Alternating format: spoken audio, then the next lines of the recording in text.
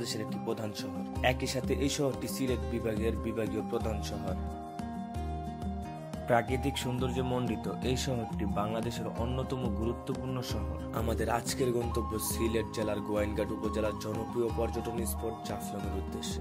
ঢাকা থেকে সিলেট কিভাবে যাবেন, কত টাকা খরচ, সব থাকবে আজকের ভিডিওতে। চলুন শুরু করা যাক।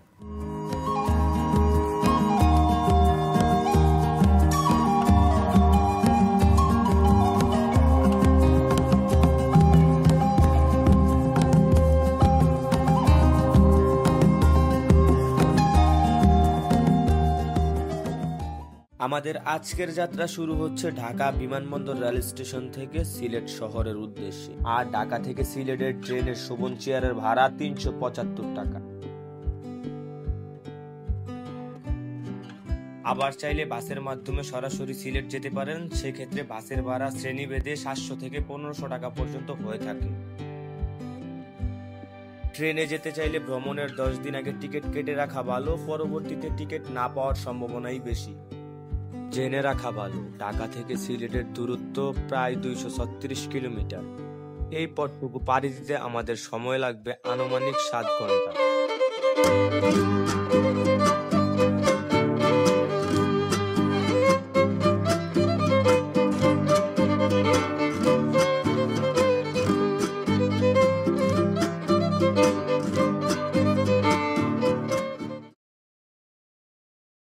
7 ঘন্টার বিরতিহীন যাত্রা শেষ করে আমরা সরাসরি চলে আসছি সিলেটের কদমতলীতে। বাস অথবা ট্রেন যেভাবে আসেন আপনাদেরকে নামিয়ে দিবে সিলেটের কদমতলীতে। কদমতলী থেকে আমরা একটা সিএনজি নিয়ে রওনা হই সিলেটের সবচেয়ে জনপ্রিয় রেস্টুরেন্ট পানসির উদ্দেশ্যে। আমাদের সিএনজি ভাড়া নিয়েছে 120 টাকা, যা পার পার্সন হিসেব করলে 30 টাকা করে পড়ে। আমরা সিলেটের সবচেয়ে জনপ্রিয় রেস্টুরেন্ট পানসি থেকে সকালের নাস্তা সেরে নেই, যা জন প্রতি খরচ পড়েছিল 120 টাকা করে। সকালের নাস্তা শেষ করে আমরা বেরিয়ে পড়ি আমাদের আজকের গন্তব্য জাফলং এর উদ্দেশ্যে।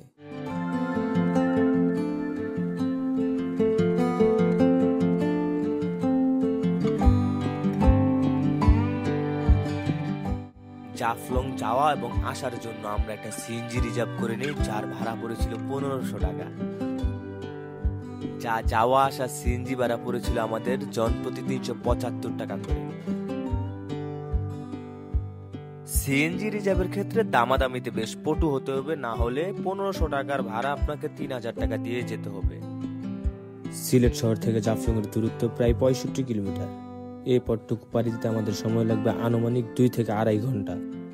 জাফলং যাওয়ার পথে পেয়ে যাবেন শাহপরান রহমতুল্লাহ আলাইহির মাজার। মাজারটি আপনাদের ভ্রমণ তালিকায় রাখতে পারেন। শাহপরান রহমতুল্লাহ আলাইহির মাজার সিলেট শহর থেকে প্রায় 10 কিলোমিটার দূরে অবস্থিত, যা জাফলং যাওয়ার পথেই পেয়ে যাবেন। আমরা যতই জাফলং এর দিকে এগোচ্ছিলাম রাস্তা ততই আঁকাবাঁকা হচ্ছিল।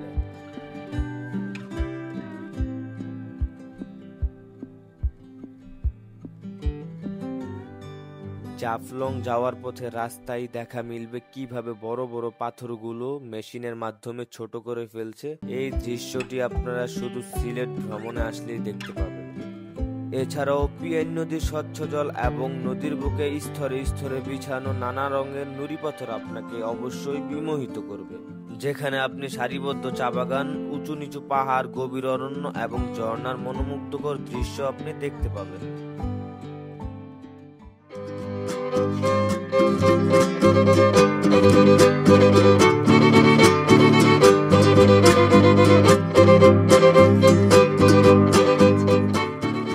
প্রায় 1 ঘন্টা 20 মিনিট সিএনজিতে করে আমরা চলে আসলাম শ্রীপুর চা বাগানে।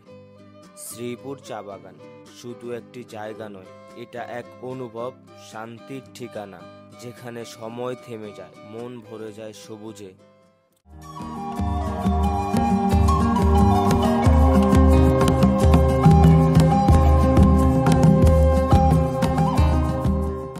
শ্রীপুর শ্রীপুর চা বাগান ঘোরা শেষে আমরা আবার রওনা দিই আমাদের গন্তব্য জাফলং এর উদ্দেশ্যে। শ্রীপুর চা বাগান থেকে জাফলং যাওয়ার পথেই পেয়ে যাবেন তামাবিলি স্থলবন্দর। চাইলে তামাবিলি স্থলবন্দর আপনাদের ভ্রমণ তালিকায় রাখতে পারেন।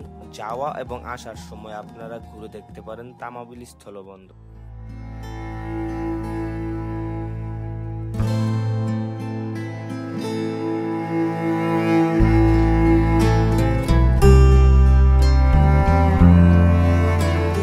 সিলেট শহর থেকে সিএনজিতে করে 2 ঘন্টা 30 মিনিটের যাত্রা শেষ করে আমরা চলে আসলাম জাফলং জিরো পয়েন্টে।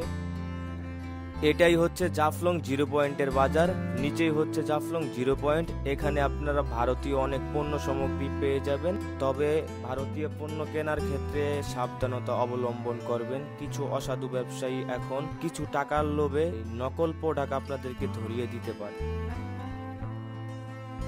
এই বাজারটি এক অদ্ভুত জায়গায়, বাংলাদেশের মাটিতে দাঁড়িয়ে ভারতীয় পণ্যের স্বাদ নেওয়া যায়। পাশে সীমান্তের নদী, ওই পাশে ভারতীয় মেঘালয়ের পাহাড় দেখা যাচ্ছে স্পষ্ট।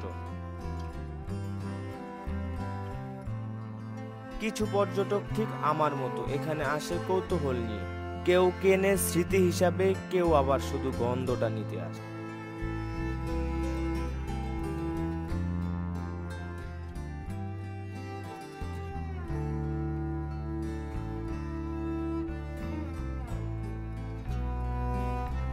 অতিরিক্ত গরম এবং পানি কম থাকায় আমাদের আর নিচে নামা হয়নি, তার জন্য আপনাদেরকে ড্রোন শুটে জিরো পয়েন্টটা দেখানোর চেষ্টা করছি।